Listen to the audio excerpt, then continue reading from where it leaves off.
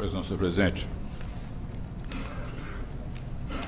Tratam os autos de representação encaminhada pelo Ministério Público junto ao Tribunal de Contas em face de possíveis ilegalidades praticadas pelos gestores públicos do município de Contagem nos exercícios 2012 a 2017, no que concerne a concessão de benefícios tributários, IPTU, aos munícipes, sem observância dos requisitos contidos no artigo 165, parágrafo 6º da Constituição Federal de 1988, bem como nos artigos 4º, parágrafo 2º, incisos 5, 14, incisos 1 e 2 da Lei Complementar 101 de 2000, a chamada Lei de Responsabilidade Fiscal.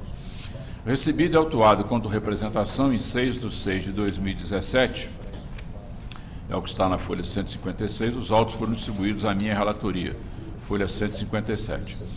A terceira Coordenadoria de Fiscalização dos Municípios realizou a análise inicial, folha 177 a 189, verso.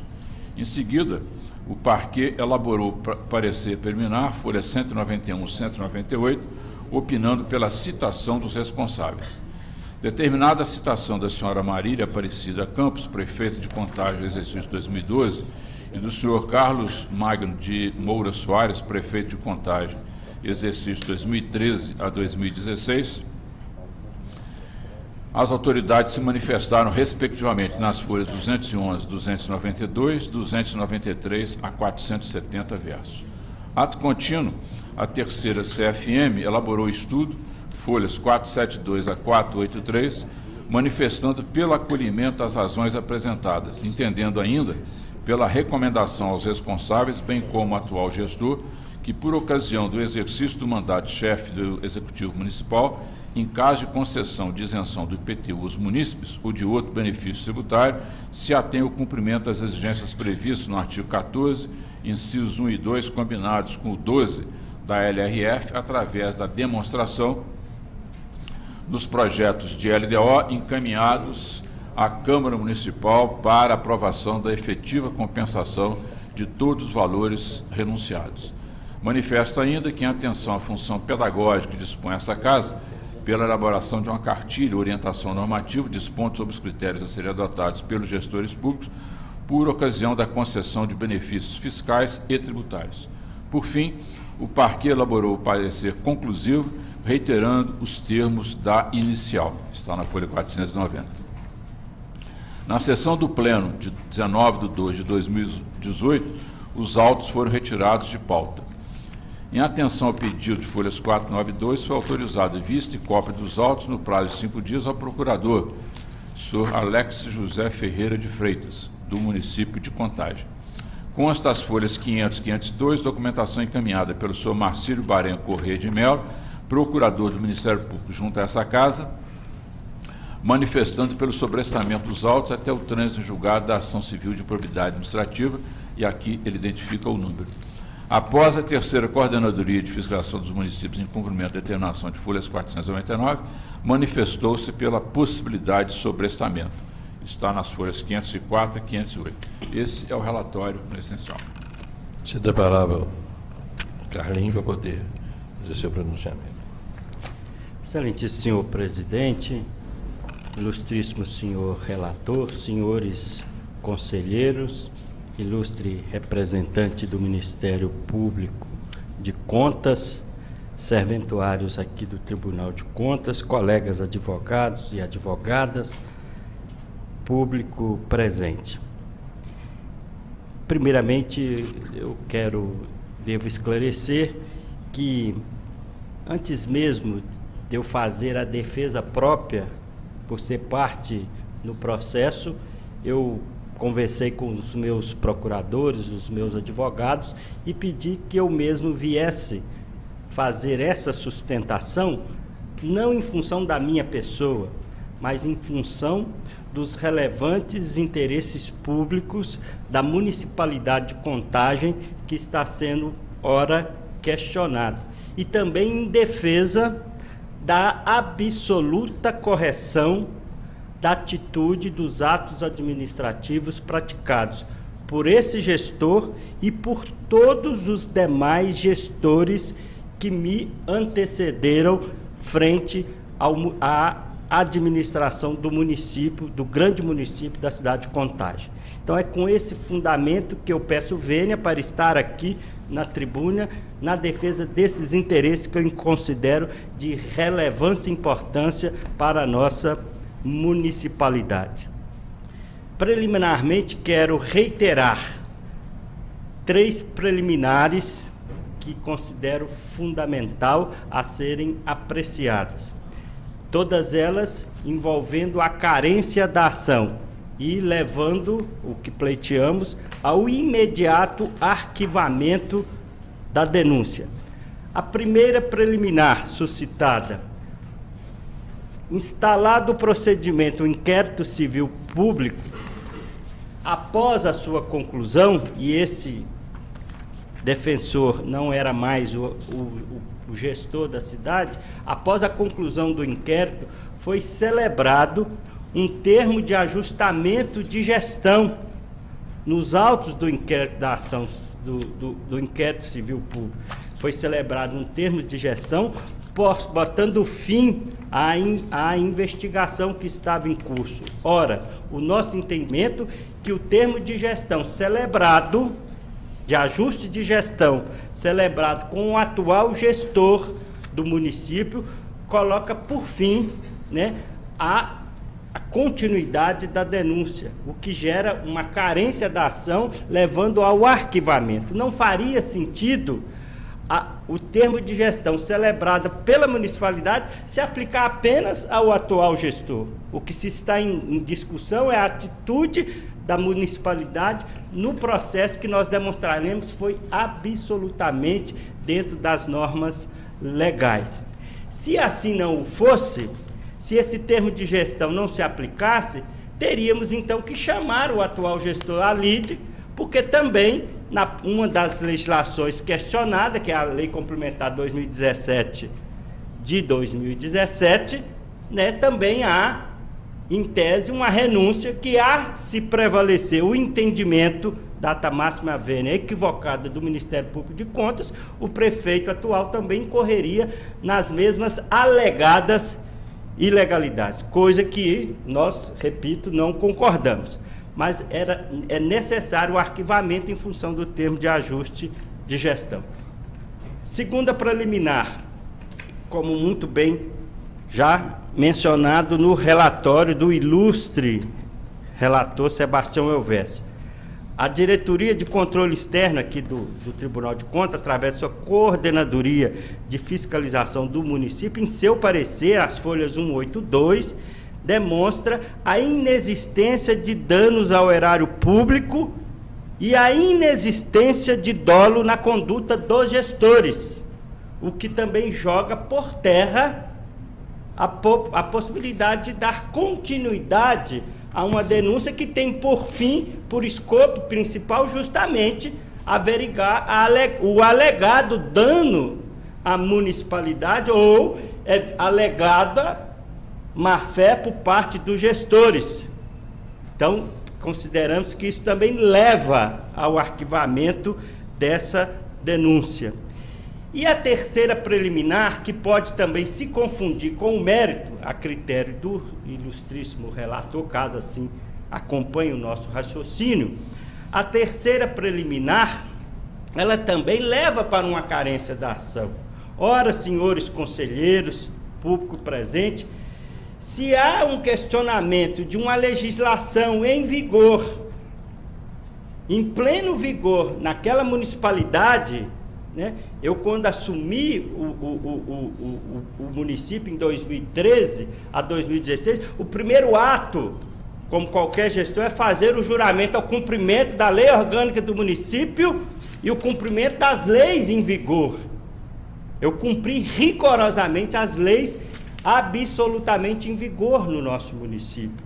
Se há algum questionamento de suposta ilegalidade da legislação em vigor no município de Contagem, salvo o melhor juízo, a nossa convicção que não é por via de denúncia, de representação, que se combate essa suposta ou alegada ilegalidade. se quer combater uma ilegalidade de uma legislação, o caminho correto e jurídico do ilustre representante do Ministério Público de Contas era ter ajuizado a ação competente, a ação de inconstitucionalidade, mostrando que aquela lei era inconstitucional e que não poderia ser aplicada, porque caso contrário, se eu não aplicasse a lei, se eu não cumprisse a lei, aí sim eu seria responsabilizado por descumprimento de legislação em vigor no município. Então isso também leva à impossibilidade da denúncia. Então essas 3 preliminares de plano, eu acho que afastaria a continuidade dessa denúncia, inclusive afastaria a pretensão, mais uma vez, do Ministério Público de querer esperar o julgamento da ação civil pública lá no cível. Muito pelo contrário, essa representação aqui, ela deve sim ser julgada primeiro, até para reforçar nossa tese lá na ação civil pública, sob pena dos gestores estarem sempre arcando com o ônus de uma pretensão jurídica, mesmo que respeitável, mas com a maior vênia possível, no meu modo de ver, juridicamente impossível de ser continuado. No mérito, quero dizer o seguinte: o município de Contagem, o 3º maior município deste estado, um município altamente respeitado. Temos aqui um conselheiro que atuou como vereador, como deputado, sabe, conhece profundamente a história desse município. Há 27 anos, nos idos de 1989, ele optou por fazer uma isenção de uma parcela do seu IPTU. 1989, vejam, senhores, estou falando de 1989, a Lei de Responsabilidade Fiscal, a Lei Complementar 101, é de 2000. Em 1989, o gestor, à época, optou em fazer uma isenção de uma parcela do seu IPTU. E com quais razões? De onde que surgiu isso? Isso caiu de onde? Veio do nada?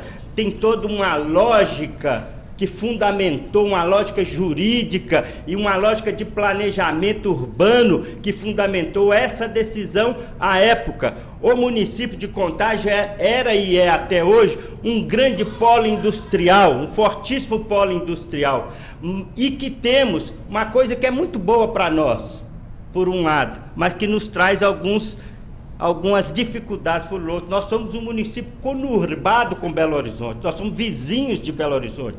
Então, mesmo a gente sendo um polo industrial importantíssimo, nós tínhamos dificuldade de fixar o morador em Contagem. As pessoas trabalhavam em Contagem, mas não moravam em Contagem. Nós tínhamos nossos centros residenciais, os bairros em Contagem, àquela época, muito fragilizados. As pessoas que trabalhavam na Magnesita, que trabalhavam na cidade industrial, elas trabalhavam lá, mas não moravam lá, porque os bairros, né, por ser um centro industrial, tinham dificuldade. A política de isenção do IPTU residencial foi uma política fundada na perspectiva de se reforçar os núcleos habitacionais de Contagem. E a prova disso, senhores, quem conhece Contagem, é só voltar no passado. 1989, 1990, os nossos bairros eram fragilizados. O Riacho, o Novo Riacho, eram avenidas, córregos a céu aberto. O Eldorado era ainda assim muito, muito tímido, né? A região do Petrolândia não tinha habitante nenhum. A região do Ressaca Nacional, para quem não conhece, não tinha ligação com a sede da cidade. Foi com a política de isenção de parcela do IPTU residencial é que nós consolidamos os nossos núcleos habitacionais. A cidade passou, hoje quem vai lá no Riacho, Novo Riacho, vê o que é um bairro. Quem vai lá no Jardim Riacho, um bairro de alta qualidade. Quem vai no Eldorado, um grande bairro. E sabe o que trouxe com isso? Trouxe o comércio. Passamos a ser um polo de grandes shoppings. Nós não tínhamos um shopping lá, hoje temos um dos maiores shoppings, um dos 3 maiores shoppings da região metropolitana de Belo Horizonte. O comércio é uma grande fonte, uma grande fonte de renda do município. Aumentamos o comércio, aumentamos a habitação, aumentamos o ISS, porque as pessoas passaram também a abrir seus negócios, o escritório de advocacia passou a ser lá, né? Conseguimos fomentar a economia da cidade de Contagem, porque Contagem, com essa política urbana de isenção do IPTU, ela foi fundamental. E aplicamos a legislação na época. Na época, você, para fazer uma isenção de parcela do imposto, você não tinha a lei de responsabilidade fiscal. Você não precisava apresentar impacto e nem apresentar o que seria posto no lugar. Pois bem, essa legislação vigorou durante 27 anos. 27 anos. E não houve, de forma alguma, nenhum prejuízo para a cidade de Contagem, porque de lá para cá, Contagem só cresceu a sua arrecadação. A cidade de Contagem, em 2009, arrecadava 23 milhões de reais de IPTU, senhor presidente, senhor relator. Em 2016, estávamos arrecadando, 2016, antes do fim da isenção aplicada atualmente. 2016, 94 milhões. E por via oblíqua, todos os impostos próprios, ISS, a gente passou de 60 milhões para 119 milhões, o ITBI, o nosso fundo de participação dos municípios em função do ICMS cresceu profundamente. Nós tivemos esse gestor, como os que me antecederam, tiveram a responsabilidade de gestores. A nossa fazenda pública se modernizou, né? Fizemos concurso, qualificamos a receita. E o que acontece? Quando eu deixei a cidade de Contagem, em 2016, nós fomos contemplados pelo índice Firjan de gestão fiscal, o IFGF, em 2016, com o percentual de 0,6573, ocupamos a 24ª posição no estado de Minas Gerais e a primeira posição entre os chamados grandes municípios com mais de 200 mil habitantes. Nós ficamos na 24ª posição, isso pelo índice Firjan, enquanto Belo Horizonte ficou na 32ª, Uberaba na 46ª, Juiz de Fora, terra do nosso ilustre relator e uma grande cidade, na 80ª posição, Uberlândia na 186ª posição, Betim, que é uma grande cidade industrial que não fez a mesma política e que o povo não gosta muito, tem dificuldade de morar em Betim, uma grande cidade, mas tem dificuldade de morar lá. Betim ficou na 223ª posição, e Governador Valadares, que é uma cidade que cobre IPTU de todo mundo, mas ficou na 54ª posição, 554. Tive que estudar no Google para falar essa palavra. 554 posição. Então, Contagem ganhou o primeiro lugar em gestão fiscal. E o que é mais importante, nós obtivemos a nota 0.83132, conceito A em receita própria. Isso eu estou falando 2016, conceito A em receita própria. Com esse índice, nós ficamos entre os 10,1% dos municípios mineiros com conceito A. Nós ficamos com 13,8% dos municípios do Brasil com conceito A. Então houve responsabilidade fiscal, nunca faltou responsabilidade fiscal por parte desse gestor, e também, independente de questões partidárias, dos que me antecederam, Contagem sempre foi muito bem administrada e com responsabilidade. E por que não apresentamos a sistemática da lei de responsabilidade fiscal? Óbvio, a lei era anterior, né? A lei era anterior, nós não tínhamos que cumprir os determinados pelo artigo 14, então entendemos que cumprimos rigorosamente o que diz a legislação, fizemos com responsabilidade, não trouxe prejuízo para o município, muito pelo contrário, foi bom para o município dentro de um planejamento, né? Não isentamos, ao contrário que muita gente pensa, o IPTU em Contagem não é cobrado, é só uma parcela em função desse planejamento urbano. Então é uma cidade bem administrada, né? E que tem, inclusive, o compromisso com a população. E quando se trata, por exemplo, veio citando aqui o Ministério Público de Contas... Carlinhos, deixa eu só não te cortando, mas nós temos tempo regimental. Isso, eu estou tentando olhar aqui e não vi. Concluindo. Nós precisamos de concluir. Isso, então concluindo, só venho reiterar aqui, senhor relator, pleiteio que seja feito o arquivamento de plano da denúncia ou e a casa dentro ao mérito se indefira a denúncia já de imediato e que possa, através desse arquivamento, o município de Contagem, pelas suas políticas públicas, ser isentado, porque não cometeu nenhuma ilegalidade. Muito obrigado pela atenção dos senhores. A palavra ao conselheiro Sebastião Vestes. Perdão, senhor presidente. Eu tenho aqui 8 preliminares. A primeira preliminar, eu vou fazer apenas a síntese, porque todo o meu voto na sua interesse já foi distribuído aos eminentes colegas. A primeira preliminar é no sentido de rejeitar a preliminar de sobrestamento dos presentes autos até o trânsito em julgado da ação civil pública de improbidade administrativa, número 5000346119/2019, 8130079, em razão do princípio da independência das instâncias. E uma vez que o processo encontra-se nessa casa concluído para julgamento, ao contrário da ação citada, que ainda está em fase inicial de instrução no Tribunal de Justiça de Minas Gerais. Então, essa é a primeira preliminar pela rejeitar o sobrestamento. Conselheiro Cláudio Terron. De acordo. Conselheiro José Alziano. Com o relator. Conselheiro Gilberto Diniz. Da mesma forma.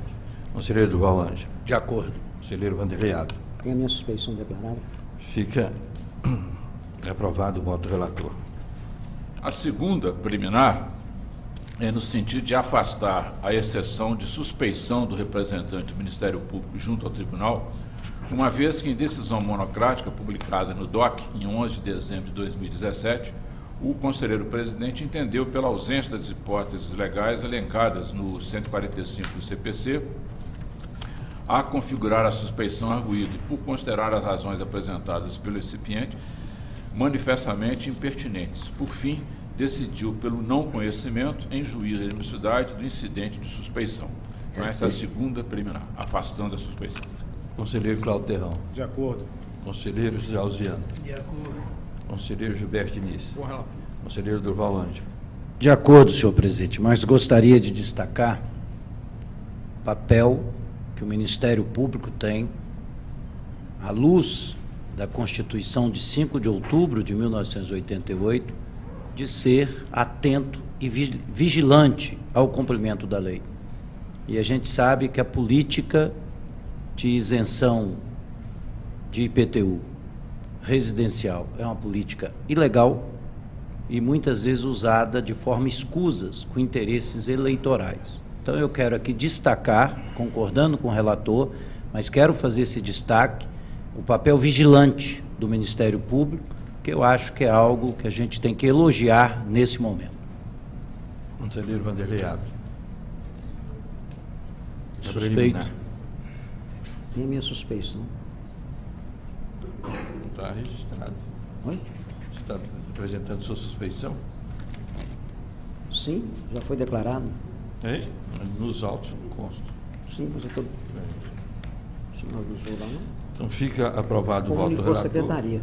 Fica aprovado pelo relator com a suspeição do conselheiro Vanderlei Abdo. Na terceira preliminar, Nós já estamos, inclusive, na terceira. Na primeira já foi. na terceira preliminar também rejeito a preliminar da ilegitimidade ativa do procurador do Ministério Público como representante a custos legis, por não contemplar prejuízo ao contraditório e ampla defesa nos termos do 174, parágrafo 2º da nossa resolução 12 de 2008. Conselheiro Cláudio Terron. Senhor presidente, fiquei aqui perdido. A primeira preliminar foi o sobrestamento dos autos. Isso. Sim. A segunda é sessão de suspeição. A terceira, preclusão da pretensão punitiva? Isso. É. De acordo. Conselheiro Salziano. Também de acordo. Conselheiro Gilberto Diniz. Com o relator. Conselheiro Durval Ângelo. De acordo. Fica aprovado o voto do relator com a suspeição do conselheiro Vanderlei Abdo. Então, apenas fazendo aqui a ênfase, conforme o conselheiro Cláudio Terron bem apontou, nesta terceira preliminar, afastamos a preclusão da pretensão punitiva. Na quarta preliminar, o meu voto é no sentido de afastar a preliminar de conexão dos processos administrativos, tendo em vista a diversidade da matéria tratada nesses autos e da inspeção ordinária 810-904 e, consequentemente, a ausência da probabilidade de decisões contraditórias. Essa é a quarta preliminar. Conselheiro Cláudio Terrão. Com o relator. Conselheiro José Alves Viana. De acordo. Conselheiro Gilberto Diniz. Também com relator. Conselheiro Durval Ângelo. Com o relator. Fica aprovado o voto do relator com a suspeição do conselheiro Vanderlei Ávila. Na quinta preliminar, é rejeitar a preliminar de ilegitimidade ativa do procurador do Ministério Público como representante de custos legis, por não contemplar prejuízo ao contraditório e ampla defesa. Conselheiro Cláudio Terrão. Peço vista. Vista concedida ao conselheiro Cláudio Terrão. Eu agradeço a presença do Carlinhos.